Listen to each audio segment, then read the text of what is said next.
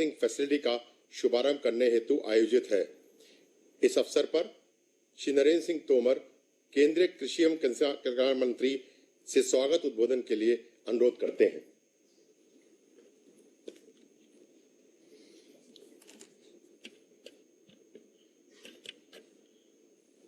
आज के इस शुभ अवसर पर हम सबके मध्य विराजमान हमारे देश के लोकप्रिय और यशस्वी प्रधानमंत्री माननीय श्री नरेंद्र मोदी जी इस कार्यक्रम से देश भर में जुड़े हुए हमारे सहकारी समितियों के कार्यकर्तागण, एफपीओ से जुड़े महानुभाव, नाबार्ड के कृषि और किसान कल्याण मंत्रालय के और राज्य के कृषि और सहकारिता मंत्रालय के सभी अधिकारीगण, हम सब बहुत आभारी हैं माननीय प्रधानमंत्री जी के कि जब भी गांव, गरीब और किसान का विषय आता है तो प्रधानमंत्री जी उदारता पूर्वक अपनी योजनाओं में भी उनको प्राथमिकता देते हैं और जब उनसे रूबरू होने का वक्त आता है तब भी उदारता पूर्वक समय देकर हमेशा किसानों के बीच में उपस्थित रहने के लिए हमको अनुमति प्रदान करते हैं। उसी तारतम्य में आज फिर एक बार कृषि से जुड़े सभी किसान भाइयों और बहनों के बीच माननीय प्रधानमंत्री जी हैं। मैं मंत्रालय की ओर से और कृषि और सहकारिता से जुड़े हजार लोगों की ओर से माननीय प्रधानमंत्री जी का हृदय से बहुत बहुत स्वागत करता हूं, बहुत बहुत अभिनंदन करता हूं। मुझे बहुत प्रसन्नता है कि प्रधानमंत्री जी ने लॉकडाउन के अवसर पर भी कृषि के क्षेत्र को जो अनुमतियां प्रदान की, उसी का यह परिणाम है कि किसान ने फसल कटाई का काम पूरा किया, उपार्जन का काम पूरा किया, ग्रीष्म ऋतु की बुआई अधिक की और खरीफ के क्षेत्र में भी ठीक प्रकार से आज काम चल रहा है और गत वर्ष की तुलना में बुआई ज़्यादा है। माननीय प्रधानमंत्री जी, आपका हमेशा यह फोकस रहा है कि कृषि जितनी मजबूत होगी देश उतना मजबूत होगा और इसलिए चाहे वो एफपीओ 10,000 बनाने का विषय हो, चाहे हर किसान तक केसीसी पहुंचे इसके अभियान चलाने की बात हो, चाहे डिजिटल कृषि का विषय हो, चाहे पीएम किसान योजना के माध्यम से सभी किसानों को डिजिटली पैसे ट्रांसफर करने का मामला हो और चाहे आत्मनिर्भर भारत के अंतर्गत 1 लाख करोड़ से अधिक कृषि अवसंरचना के लिए पैकेज देने का मामला हो, हर विषय में आपने इस क्षेत्र को प्राथमिकता पर रखा और कृषि के साथ जो सहायक धंधे हैं, चाहे वो पशुपालन हो, चाहे वो मछली पालन हो, चाहे वो हर्बल खेती हो, चाहे वो मधुमक्खी पालन हो, चाहे फूड प्रोसेसिंग के लिए 10,000 करोड़ रुपए का सवाल हो, इस पैकेज के अंतर्गत कृषि के क्षेत्र में जो गैप्स बहुत लंबे समय से महसूस किए जा रहे थे, उनको पूरा करने के लिए यह एक बड़ी मदद आपकी ओर से हुई है। इसलिए हम सब किसानों की ओर से आपका हृदय से बहुत बहुत स्वागत करते हैं, अभिनंदन करते हैं और सारा देश इस बात का साक्षी है कि कोई सोच भी नहीं सकता था कि मंडी से किसान को आज़ाद कर दिया जाएगा। कोई सोच नहीं सकता था कि बुआई के समय ही कानून के माध्यम से मिनिमम मूल्य का करार किसान कर सकेंगे, लेकिन कानूनी बदलाव के माध्यम से आपने किसान को आज़ाद भी किया और किसान को मिनिमम मूल्य मिले, इसके लिए कानूनी प्लेटफॉर्म भी उपलब्ध कराया। इस वजह से हम सभी किसानों की ओर से आपका इस अवसर पर हृदय से बहुत बहुत स्वागत और अभिनंदन करना चाहते हैं। सारा देश इस बात को जानता है कि 24 फरवरी 19 को आपने पीएम किसान योजना प्रारंभ की थी और तब से लेकर आज तक 75,000 करोड़ रुपया किसानों के खाते में सरकार के द्वारा भेजा जा चुका है और आज ये जो छठवीं किस्त है, छठवीं किस्त में 8.5 करोड़ किसानों को 17,000 करोड़ रुपया आज आपके कर कमलों के द्वारा किसानों की जेब में जाएंगे। पूरे देश के किसान आज बहुत ही उत्सुकता के साथ इस कार्यक्रम को आपका संबोधन सुनने के लिए लालायित हैं और मैं धन्यवाद देना चाहता हूं माननीय प्रधानमंत्री जी। 8 जुलाई को आपने कृषि अवसंरचना के लिए जो फंड आत्मनिर्भर पैकेज के अंतर्गत घोषित किया था, उसको मंत्रिमंडल से स्वीकृति प्रदान की। तब से आपके नेतृत्व में, आपके मार्गदर्शन में विभाग ने द्रुत गति से काम किया और आज हम बहुत ही प्रसन्नता के साथ कह सकते हैं कि 8 अगस्त को 1 महीना पूरा हुआ। आज 9 अगस्त है।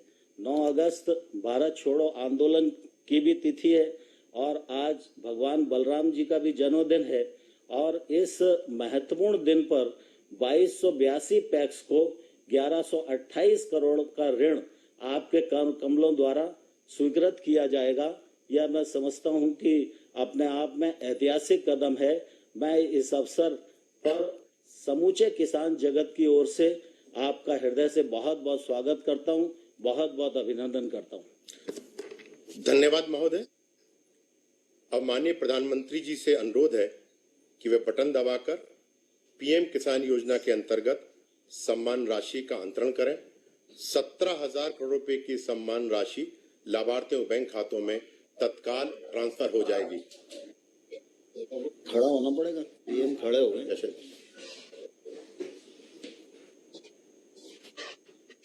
बटन दबा।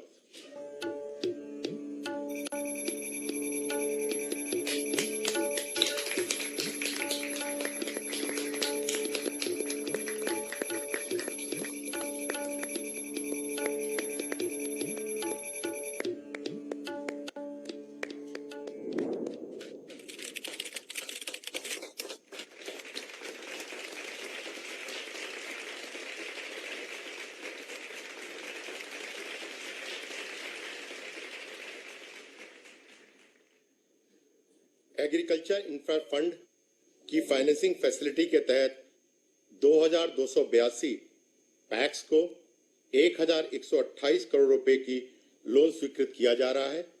माननीय प्रधानमंत्री से अनुरोध है कि वे कृपया एग्रीकल्चर इंफ्रास्ट्रक्चर फंड के तहत वित्तीय सुविधा का शुभारंभ करें।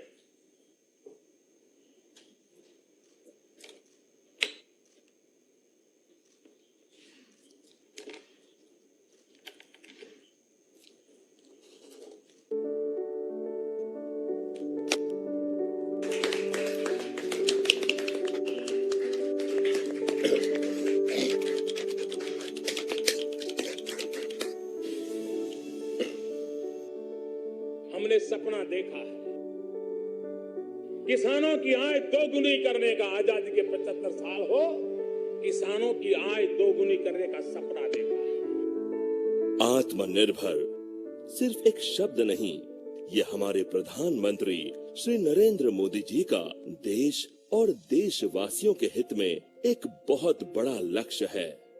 आत्मनिर्भर भारत, आत्मनिर्भर कृषि एक महत्वपूर्ण हिस्सा है। इसलिए किसानों की आय बढ़ाने के लिए भारत सरकार ने एग्रीकल्चर इंफ्रास्ट्रक्चर फंड योजना शुरू की है। योजना के अंतर्गत 4 सालों के लिए 1 लाख करोड़ रुपए की व्यवस्था की गई है। 2020 से 21 में 10,000 करोड़ और आने वाले वर्षों में 30-30 हजार करोड़ रुपए वितरित किए जाएंगे। साथ ही 7 वर्षों के लिए 2 करोड़ रुपए तक के ऋण पर 3% ब्याज सब्सिडी की सुविधा दी है। इस योजना पर सभी बैंक्स MOU साइन करके योजना से जुड़ चुके हैं। ऋण देने वाले इन बैंकों के लिए क्रेडिट गारंटी सुविधा का प्रावधान भी किया गया है। इस योजना के तहत पोस्ट हार्वेस्ट मैनेजमेंट इंफ्रास्ट्रक्चर के जरिए किसान भाइयों को उत्पादों को सही दाम पर बेचने की आजादी और आय का स्थिर साधन मिलेगा, जिससे उनकी आमदनी में बढ़ोतरी होगी। इस योजना के तहत नाबार्ड 2020-21 के दौरान 5,000 करोड़ रुपए के रियायती ऋण देगा। केंद्र शासन द्वारा दिए जाने वाली ब्याज सब्सिडी तथा नाबार्ड द्वारा दिए जाने वाले रियायती ऋण के फल स्वरूप प्राथमिक कृषि ऋण समितियों अर्थात पैक्स को केवल 1% ब्याज दर पर ऋण उपलब्ध होगा।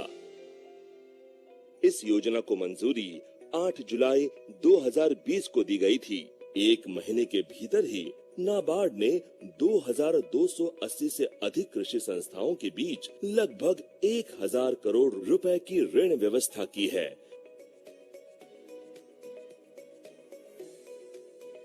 भारत सरकार की ये योजना जहां किसानों को आत्मनिर्भर बनाएगी, वहीं उनकी आय दोगुनी और खुशियां चौगुनी करने में भी मदद करेगी। आत्मनिर्भर भारत, सशक्त भारत।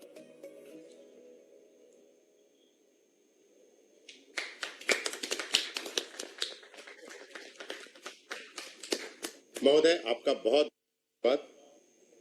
अब हम कर्नाटक राज्य चलते हैं, जहां माननीय प्रधानमंत्री के साथ बातचीत करने के लिए हासन जिले के उगेन कृषि सहकारी साख समिति पैक के सदस्य उपस्थित हैं।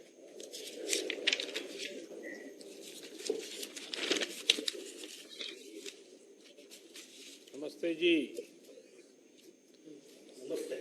सबसे पहले तो मैं जानना चाहूंगा आपके संबंध में, आपकी संस्था के संबंध में, आपके काम के संबंध में जानना चाहूंगा।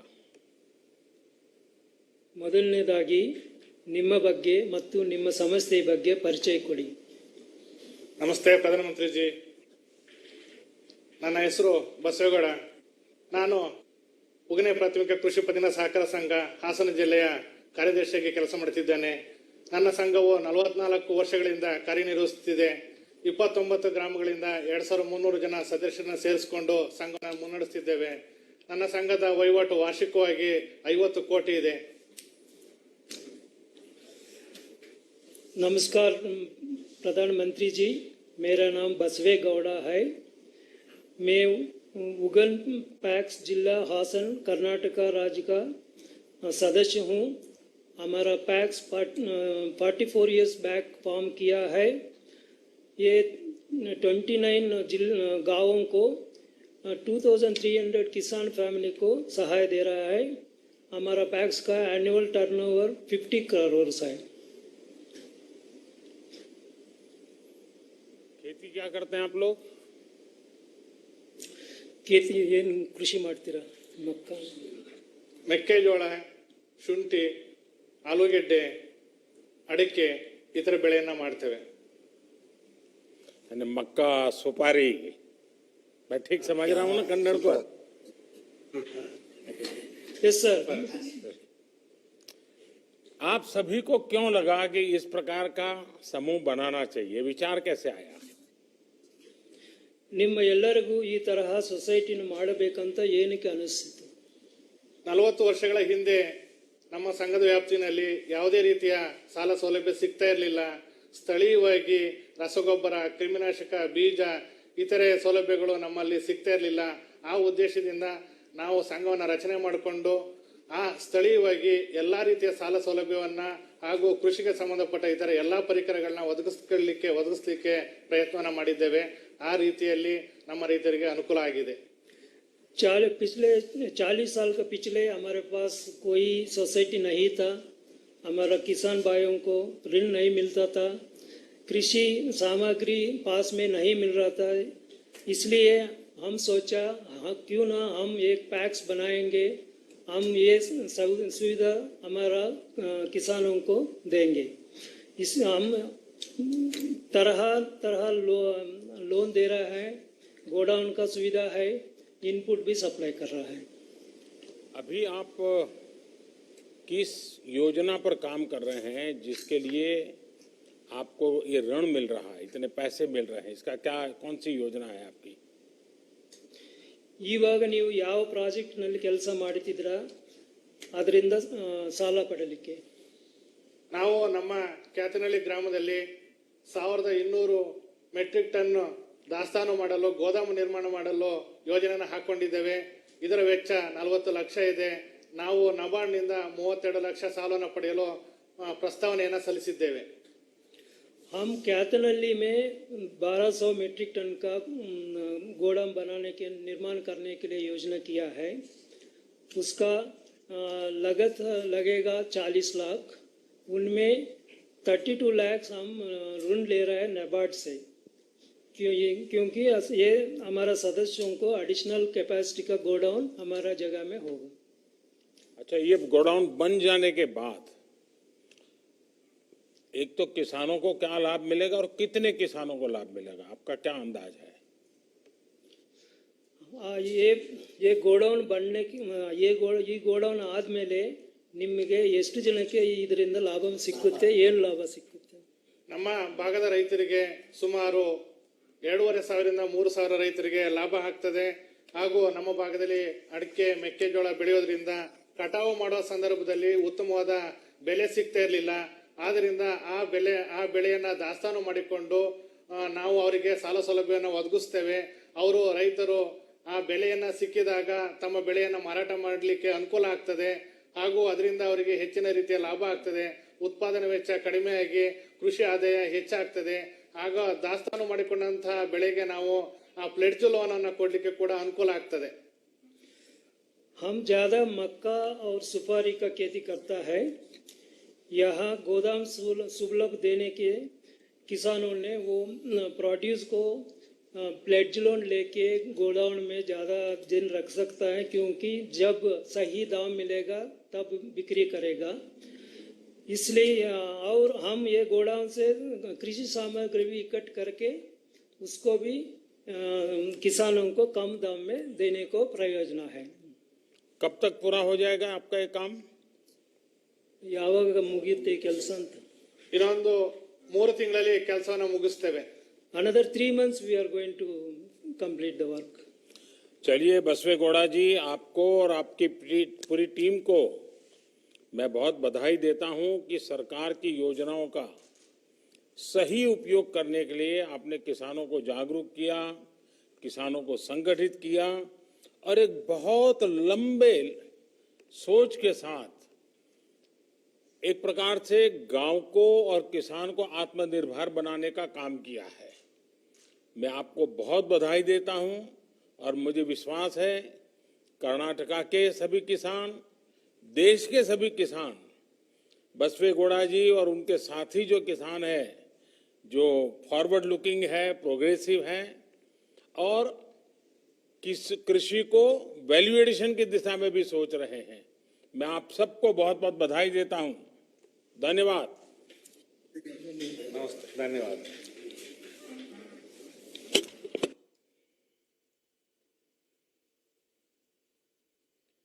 बातचीत करेंगे।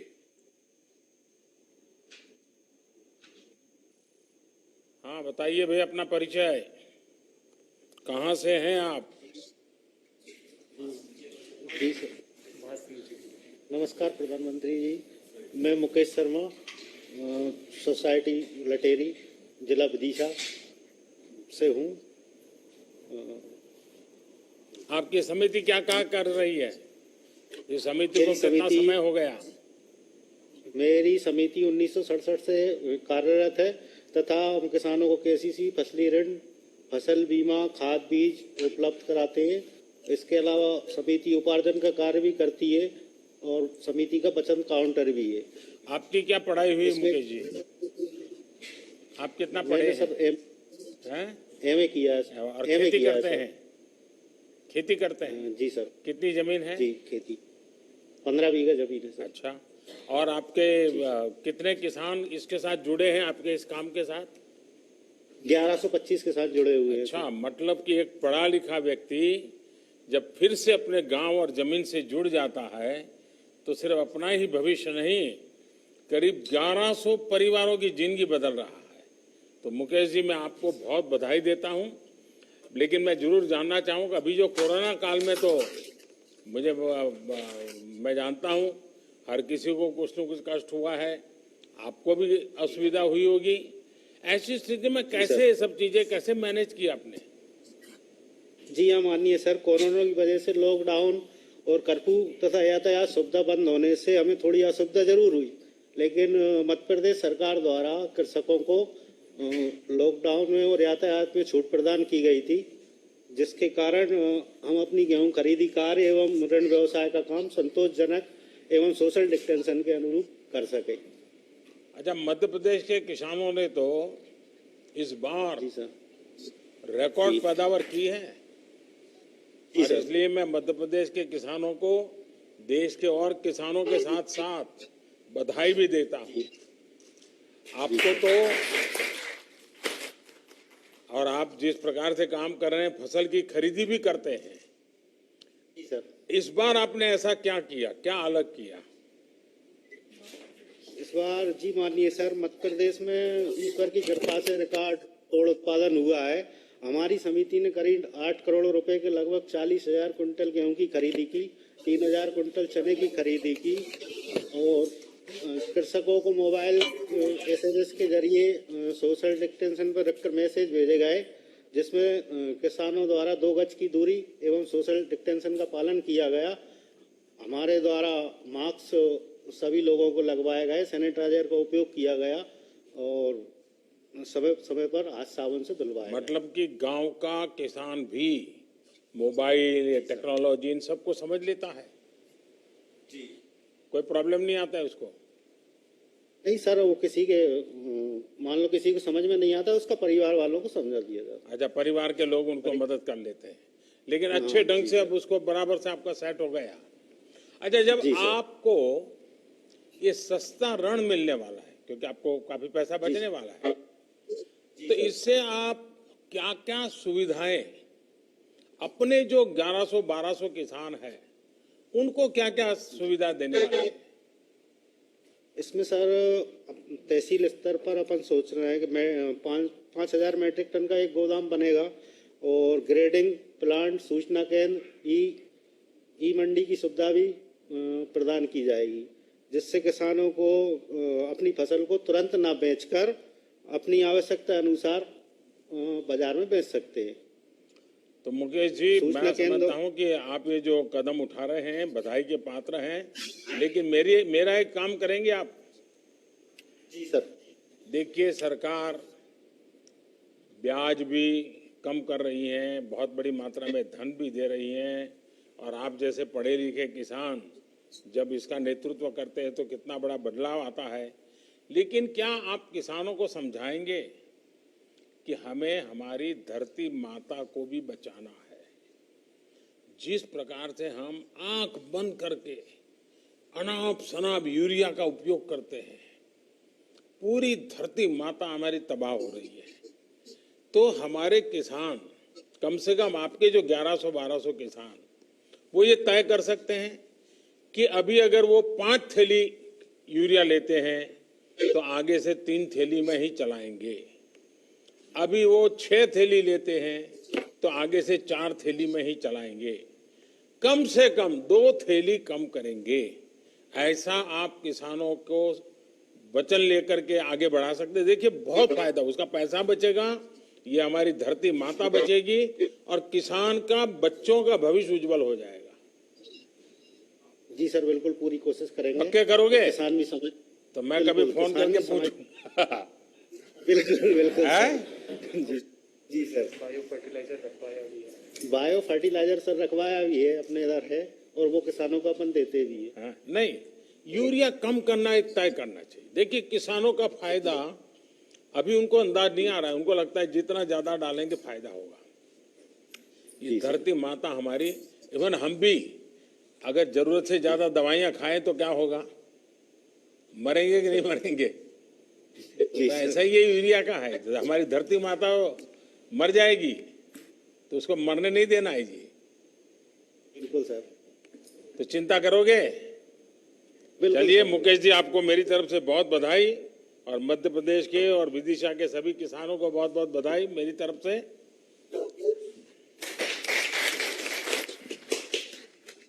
अब गुजरात राज्य के श्री संथाली जूट सेवा सहकारी मंडली लिमिटेड राजकोट के सदस्य को वार्ता के लिए आमंत्रित करता हूं।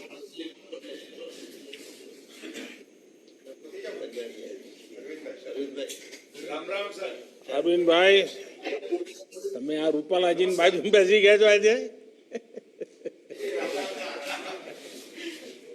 अरविंद भाई हिंदी बोलना पड़ेगा। कोई बात नहीं साहब। बताइए।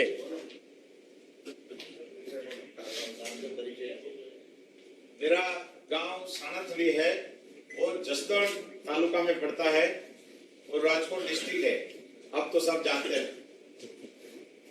और मेरी सोसाइटी में 2400 मेंबर्स है। 64 ईयर पुरानी हमारी सोसाइटी है। हर साल मुनाफा होता है और हर साल हम 15% हमारी सोसाइटी के सब मेंबर्स को डिविडेंड देते हैं। मेरा शॉर्ट टर्म का और लॉन्ग टर्म का केसीसी का सब मिला के 35 करोड़ का हम लोन देते हैं और हमारी रिकवरी 99.9% है हर साल। देखिए किसान की एक विशेषता है, उसका जितना राजा दिल होता है ना वो किसी का नहीं होता है। हमारे यहाँ गुजरात में तो कहते हैं चोर खाए मोर खाए, जब बचे वो किसान खाए। ये किसान की उदारता होती है। लेकिन और इसलिए किसान 1 रुपये का कर्ज है तो भी रात को सोता नहीं है। ये हमारे देश की ताकत है। तो ये आपकी बात सही है कि करीब करीब 100% पैसा आपको वापस आता है। कितना मुनाफा करते हैं? सब लास्ट ईयर में मुझे 50 लाख का मुझे बताने में कोई प्रॉब्लम नहीं है रे। नहीं सर, कोई दिक्कत नहीं है।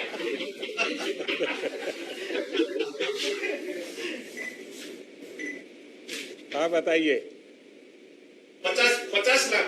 50 लाख। अच्छा क्या कभी ऐसा हुआ है कि आपकी मंडी का कोई सदस्य, हो सकता है एकाध का भी, जैसा मुझे मालूम है नहीं होता है प्रॉब्लम, लेकिन मानो एकाध को बेचारे को घर में तकलीफ आ गई, मुसीबत आ गई और बीमार हो गया और वो नहीं कर्ज दे पाया, अगर ऐसा हुआ है, ऐसे समय आप लोग कैसे मदद करते हैं? सब ज्यादातर तो ऐसा नहीं होता है। कभी कोई सूखा पड़ने से या कम बरसात होने से, क्योंकि हमारा इरिगेटेड एरिया नहीं है, इसलिए कभी ऐसा होता है। मगर ये हमारी सोसाइटी और हमारी डीसीसी भी राजकोट डिस्ट्रिक्ट, जो हमारे जयेश भाई राजड़िया जी हमारे चेयरमैन है, यहाँ बैठे हैं, वो उसने ये किसानों के लिए जब ऐसा होता है तब के हमारी ग्राम लक्ष्मी योजना की तहत हम एक मीडियम टर्म का एक लोन देते हैं।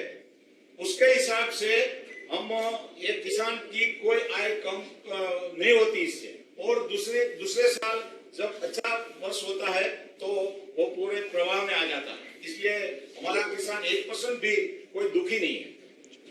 अच्छा, किसानों के लिए हाल में कई बड़े बड़े फैसले सरकार ने लिए हैं और इसकी जानकारी, इनको लेकर जागरूकता भी फैलाने का आप स्वाभाविक रूप से काम करते हैं, क्योंकि मैं जानता हूं गुजरात के किसानों में ये स्वभाव भी है। तो इसका परिणाम क्या नजर आता है? तब भारत सरकार ने जो किसान हित के लिए जो योजनाएं बनाई है, किसान सम्मान निधि हो और किसान के ऋण के सामने इंटरेस्ट सबवेशन की योजनाएं हो, और अभी जो एपीएमसी एक्ट आया है उसके हिसाब से ये पूरी जानकारी हम हमारी शिविरों में, हमारी एजीएम में और किसान गोष्ठियां करके हम किसान तक ये सब बातें पहुंचाते हैं। और हमारा खास करके गुजरात का आप तो जानते हैं सर, और खास करके हमारे सौराष्ट्र का और राजकोट डिस्ट्रिक्ट का किसान ये सब योजना से संपूर्ण वाकिफ है। आपने अकस्मात बीमा योजना, प्रधानमंत्री सुरक्षा योजना और प्रधानमंत्री की दूसरी जो योजना 2 लाख की आपने बनवाई है, उसका भी पूरा ब्यौरा हम किसान तक पहुंचा देते हैं।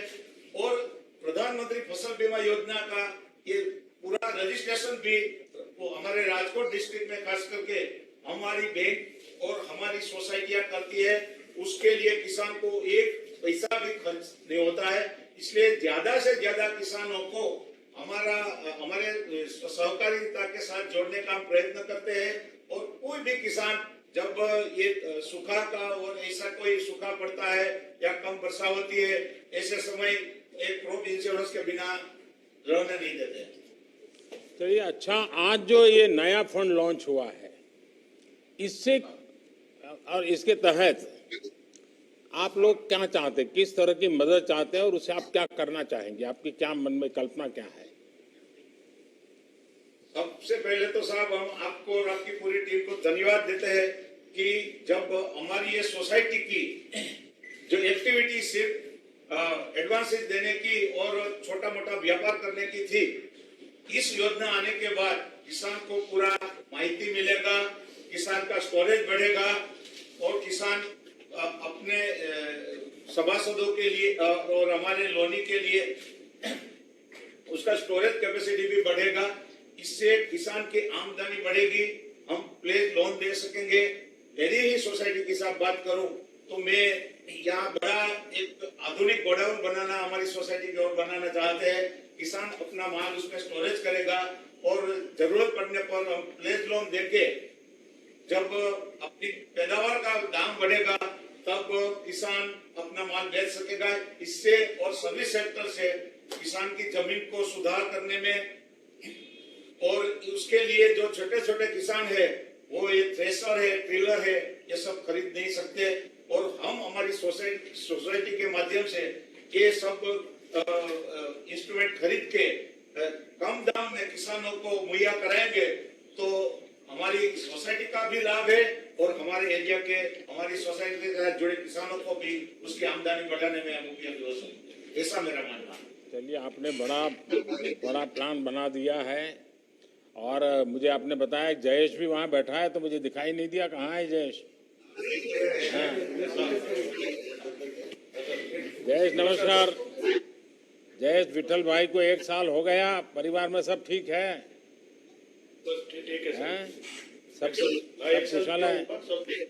वहाँ आरसी फड़दू भी दिखाई दे रहे हैं। नमस्कार सर। चलिए, मुझे अच्छा लगा। मैं अब सभी देश के किसानों से सीधी बात करना चाहता हूं और मैं समझता हूं कि आज का दिवस बहुत महत्वपूर्ण है और इसलिए मैं सबसे पहले तो श्रीमान नरेंद्र सिंह जी तोमर, कृषि मंत्रालय के सभी अधिकारी, कृषि विभाग की पूरी टीम, बैंकिंग सेक्टर के मित्र, इन सबको मैं बधाई देता हूं क्योंकि आज छुट्टी का दिन होने के बाद भी बैंक समेत सभी लोग इस कार्यक्रम को सफल बनाने के लिए जुटे हुए हैं और मुझे खुशी है कि कृषि मंत्रालय ने आज का रविवार होने के बाद भी जो दिवस पसंद किया है और उसका कारण बहुत महत्वपूर्ण है, बहुत बड़ा प्रेरक है। आज हल षष्ठी है। हम किसान भाई बहन बहुत भली तरह जानते हैं कि आज हल षष्ठी है, भगवान बलराम जी की जयंती है और किसान भगवान बलराम को पूजता है, हल की पूजा करके ही अपने कारोबार को चलाता है। तो ऐसा एक पवित्र दिवस आज एक बहुत बड़ी योजना लेकर के आए हैं। मैं सभी देशवासियों को विशेष तौर पर मेरे किसान भाइयों बहनों को हल छठ की और दाऊ जन्मोत्सव की बहुत बहुत शुभकामनाएं देता हूं। इस बेहतर पावन अवसर पर देश में कृषि से जुड़ी सुविधाएं तैयार करने के लिए 1 लाख करोड़ रुपए का विशेष फंड लॉन्च किया गया है। आज के पवित्र दिन पर लॉन्च किया गया है। इससे गांवों में बेहतर भंडारण, आधुनिक कोल्ड स्टोरेज की चेन तैयार करने में मदद मिलेगी और गांव में रोजगार के अनेक अवसर तैयार होंगे। इसके साथ साथ 8.5 करोड़ किसान परिवारों के खाते में पलक झपकते आपने देखा होगा, स्विच ऑन किया और पीएम किसान सम्मान निधि के 17,000 करोड़ रुपए सीधे सीधे 8.5 करोड़ किसानों के खाते में जमा हो गए। कोई बिचौलिया नहीं, कोई कमीशन नहीं, सीधा सीधा किसान के पास चला गया। संतोष इस बात का है कि इस योजना का जो लक्ष्य था वो लक्ष्य हासिल हो रहा है। हर किसान परिवार तक सीधी मदद पहुंचे और जरूरत के समय पहुंचे, इस उद्देश्य में ये योजना सफल रही है।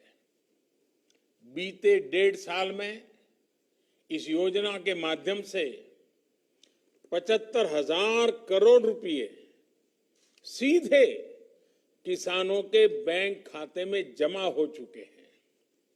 इसमें से 22,000 करोड़ रुपए था कोरोना के कारण लगे लॉकडाउन के दौरान किसानों तक पहुंचाए गए हैं।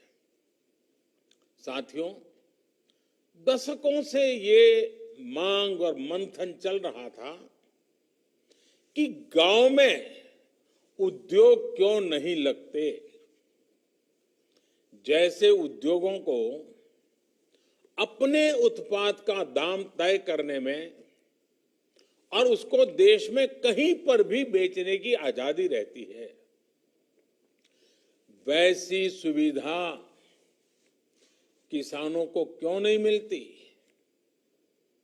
ये अन्याय किसानों के साथ क्यों हो रहा है। अब ऐसा तो नहीं होता कि अगर साबुन का उद्योग किसी शहर में लगा है तो उसकी बिक्री सिर्फ उसी शहर में होगी। कि साबुन तो देश के हर कोने में, दुनिया में कहीं पर भी बिक सकता है, लेकिन खेती में अब तक ऐसा नहीं होता था।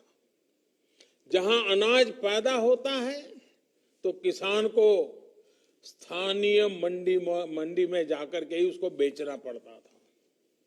इसी तरह ये भी मांग उठती रही कि अगर बाकी उद्योगों में कोई बिचौलिए नहीं है तो फसलों के व्यापार में ये बिचौलिए क्यों होने चाहिए।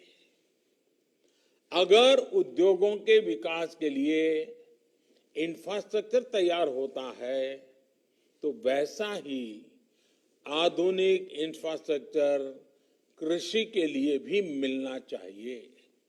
साथियों, अब आत्मनिर्भर भारत अभियान के तहत किसान और खेती से जुड़े इन सारे सवालों के समाधान ढूंढे जा रहे हैं।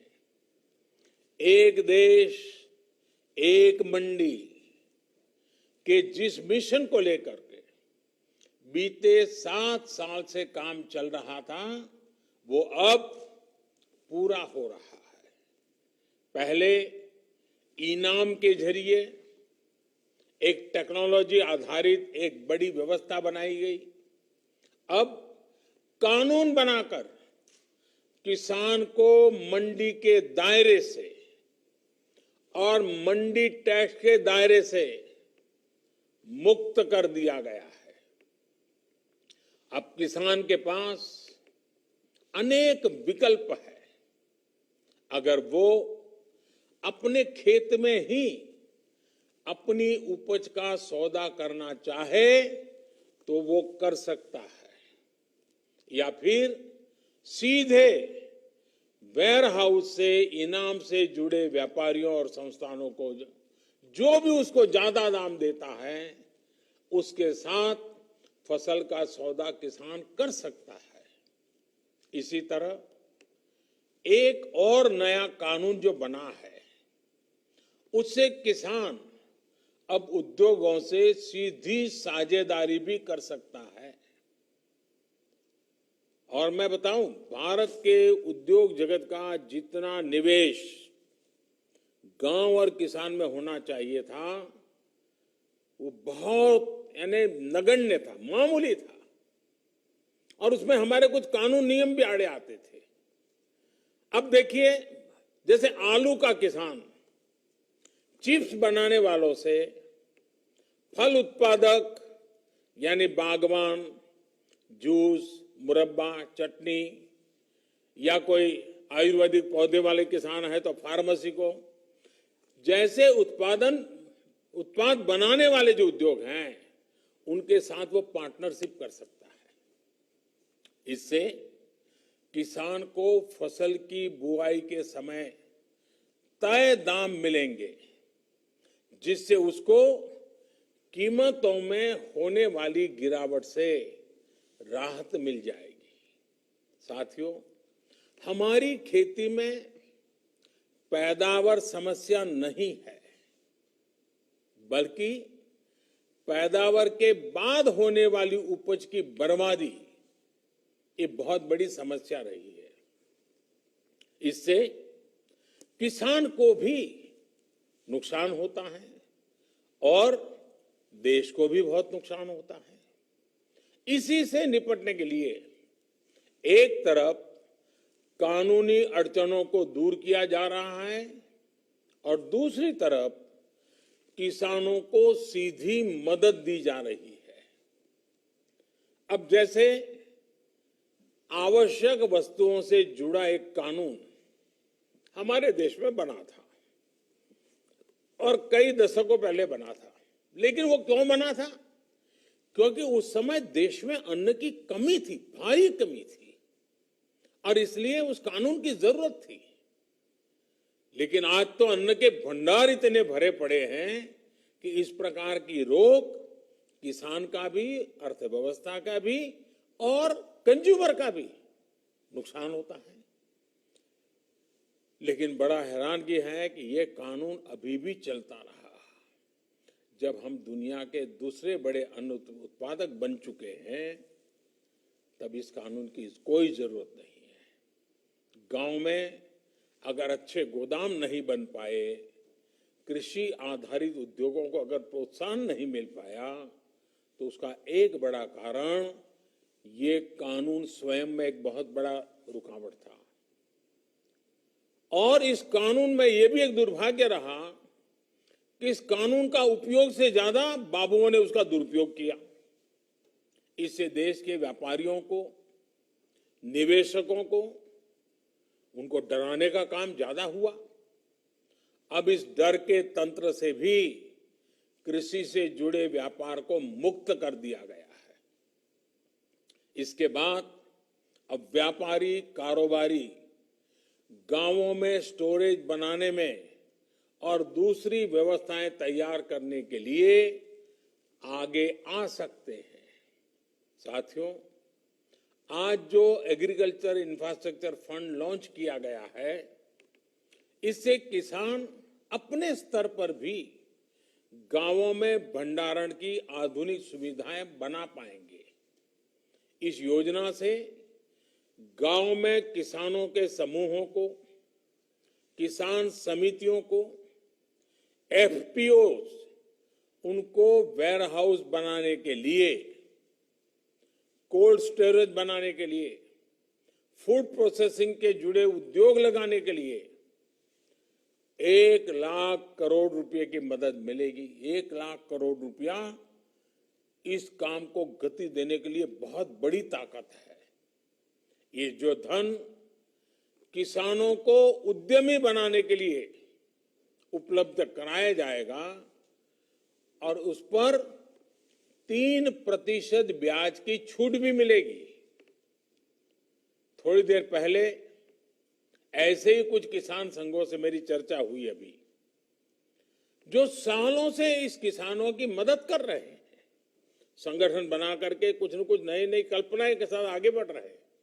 इस नए फंड से देश भर में ऐसा काम करने वाले संगठनों को बहुत बड़ी ताकत मिलेगी, बहुत बड़ी मदद मिलेगी।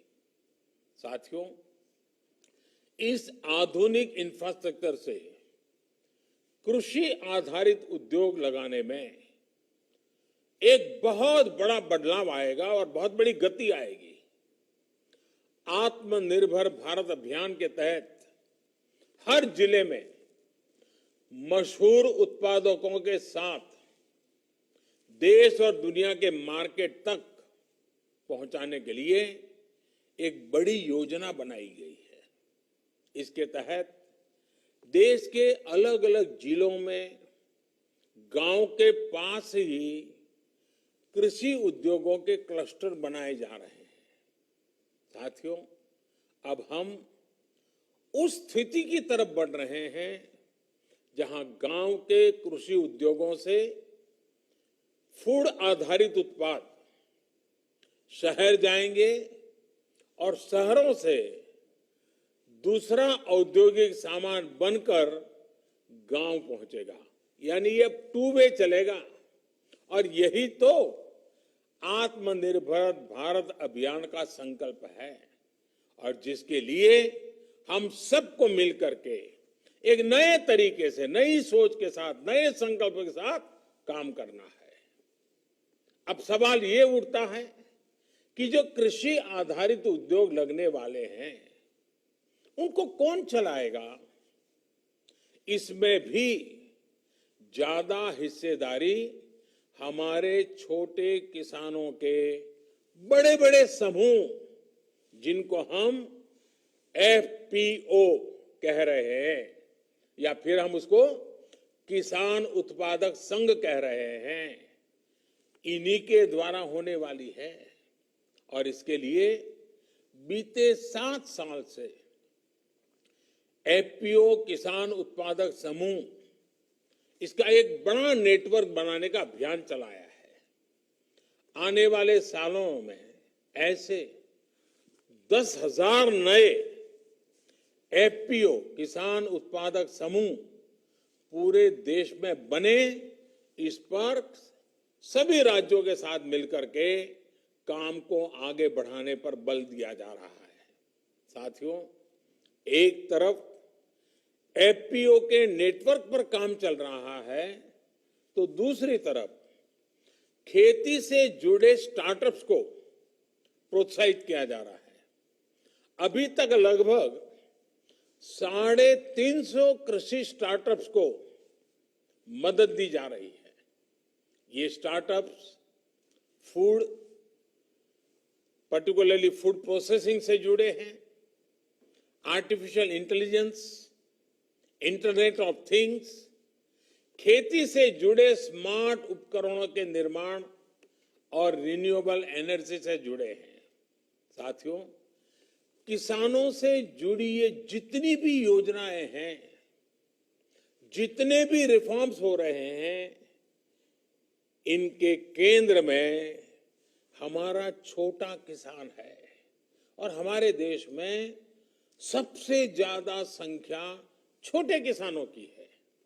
यही छोटा किसान है जिस पर कोई भी आपत्ति आए तो सबसे ज्यादा परेशानी छोटे किसान को होती है और यही छोटा किसान है जिस तक सरकारी लाभ पूरी तरह पहुंचे, ये हमारा संकल्प है।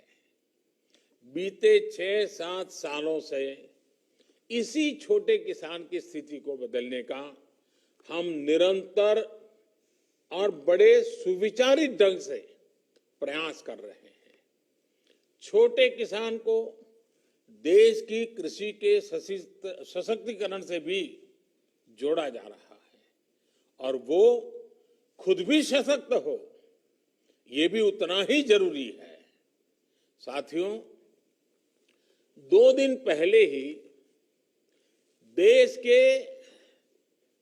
छोटे किसानों से जुड़ी एक बहुत बड़ी योजना की शुरुआत की गई है, जिसका आने वाले समय में पूरे देश के किसानों को बहुत बड़ा लाभ होने वाला है। देश की पहली किसान रेल महाराष्ट्र और बिहार के बीच में शुरू हो चुकी है। अब महाराष्ट्र से संतरा, अंगूर, प्याज, जैसे अनेक फल सब्जियां लेकर ये ट्रेन निकलेगी और बिना समय गंवाए बिहार पहुंचेगी। फसल की बर्बादी नहीं होगी और बिहार से जब वापस आएगी तब वहां का मखाना, लीची, पान, ताजा सब्जियां, मछलियां, ऐसे अनेक सामान छोटे छोटे छोटे लोगों से लेकर के वो फिर इस तरफ लौटेगी। यानी बिहार के छोटे किसान मुंबई और पुणे जैसे बड़े शहरों से सीधे कनेक्ट हो गए हैं। इस पहली ट्रेन का लाभ यूपी और मध्य प्रदेश के किसानों को भी होने वाला है, क्योंकि ये ट्रेन उन किसानों के रास्ते से भी गुजरने वाली है। इस ट्रेन की खासियत ये है कि ये ट्रेन पूरी तरह से एयर कंडीशन है, यानी एक प्रकार से ये पटरी पर दौड़ता हुआ कोल्ड स्टोरेज है। ये कोल्ड स्टोरेज ही दौड़ता रहेगा, जाएगा आएगा, सामान लाएगा छोड़ेगा। इससे दूध, फल, सब्जी, मछली पालक ऐसे हर प्रकार के किसानों को भी लाभ होगा और शहर में इनका उपयोग करने वाले उपभोक्ताओं को भी लाभ होगा। ताजा चीजें मिलेगी उनको और जहां से उनको अच्छी चीज चाहिए वहां से मिलेगी।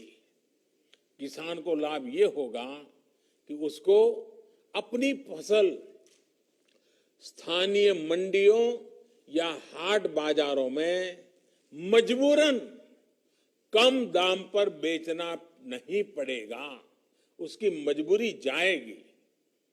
ट्रकों में फल सब्जी जिस प्रकार बर्बाद हो जाते थे उससे भी मुक्ति मिलेगी और ट्रकों के मुकाबले भाड़ा भी कई गुना कम हो जाएगा।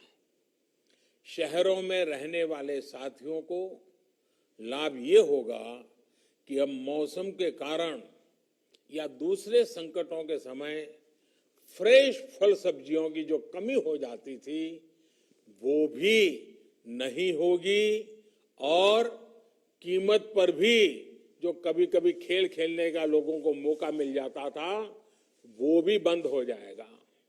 इतना ही नहीं, इससे गांवों में छोटे किसानों की स्थिति में एक और परिवर्तन आएगा।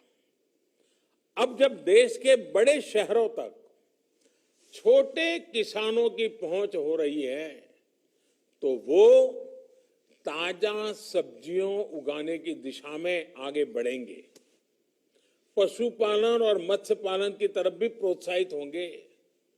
इससे कम जमीन से भी अधिक आय का रास्ता खुल जाएगा। रोजगार और स्वरोजगार के अनेक नए अवसर खुलेंगे। साथियों, ये जितनी भी कदम उठाए जा रहे हैं इनसे 21वीं सदी में देश की ग्रामीण अर्थव्यवस्था की तस्वीर भी बदलेगी। कृषि से आय में भी वृद्धि होगी। हाल में मिल गए जितने भी निर्णय लिए गए हैं, हर निर्णय आने वाले समय में गांव के नजदीक ही व्यापक रोजगार तैयार करने वाले अनेक अवसर इससे होने वाले हैं। गांव और किसान आपदा में भी देश को कैसे संबल दे सकता है ये बीते 6 महीने से हम देख रहे हैं। ये हमारे किसान ही हैं जिन्होंने लॉकडाउन के दौरान देश को खाने पीने की जरूरी सामान की समस्या नहीं होने दी। देश जब लॉकडाउन में था तब हमारा किसान खेतों में फसल की कटाई कर रहा था और बुआई के नए रिकॉर्ड बना रहा था।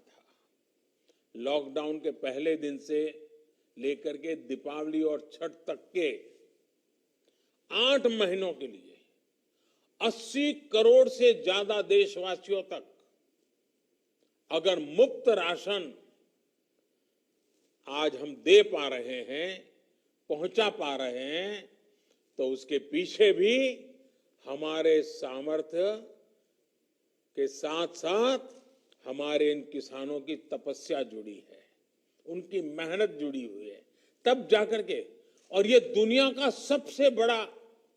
सबसे बड़ा प्रोजेक्ट है। 80 करोड़ परिवारों को, 80 करोड़ लोगों को 8 महीने तक मुफ्त में खाना मिले, कोई गरीब रात को भूखा न सो जाए। अगर हमारे किसानों ने ये तपस्या न की होती, इतना बड़ा काम न किया होता, तो शायद ये हम भी चाहते हुए भी शायद न कर पाते। साथियों, सरकार ने भी सुनिश्चित किया कि किसान की उपज की रिकॉर्ड खरीद हो, जिससे पिछली बार की तुलना में करीब 27,000 करोड़ रुपए ज्यादा किसानों की जेब में पहुंचा है। बीज हो या खाद, इस बार मुश्किल परिस्थितियों में भी रिकॉर्ड उत्पादन किया गया और डिमांड के अनुसार किसान तक पहुंचाया गया। यही कारण है कि इस मुश्किल समय में भी हमारी ग्रामीण अर्थव्यवस्था मजबूत है, गांव में परेशानी कम हुई है। हमारे गांव की ये ताकत देश के विकास की गति को भी तेज करने में अग्रणी भूमिका निभाए। इसी विश्वास के साथ आप सभी किसान साथियों को मेरी तरफ से बहुत बहुत शुभकामनाएं हैं। भगवान बलराम के हम पर आशीर्वाद बने रहे। कोरोना को गांव से बाहर रखने में जो प्रशंसनीय काम मेरे किसान भाई बहनों ने, हमारे गांव वालों ने किया है, उसको आप जरूर जारी रखेंगे। 2 गज की दूरी और मास्क है जरूरी, ये मंत्र पर अमल करते रहें, सतर्क रहें, सुरक्षित रहें। भगवान बलराम के आशीर्वाद सदा सर्वदा आप पर बना रहे। इसी शुभकामना के साथ सभी मेरे देश के किसान भाइयों बहनों का मैं हृदय से बहुत बहुत आभार व्यक्त करता हूं। धन्यवाद।